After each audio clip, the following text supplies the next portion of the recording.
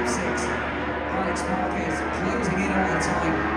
Pedro Acosta and Rafael Vinales look like an additional point for Aprilia as they come through then in towards turn 7. It doesn't look as though Pecco has got any handle. Again, Pecco loses the outside foot peg there. Jorge Martin has been unruffled in this race. A little mistake there from Pecco. Are we going to see a late charge here from the Aprilia rider?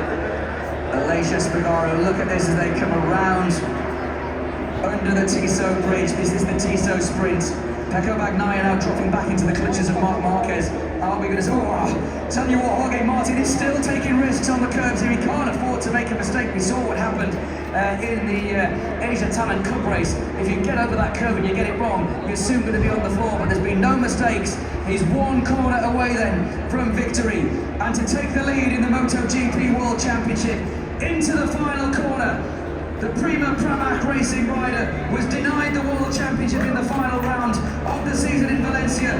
No mistakes, no denial.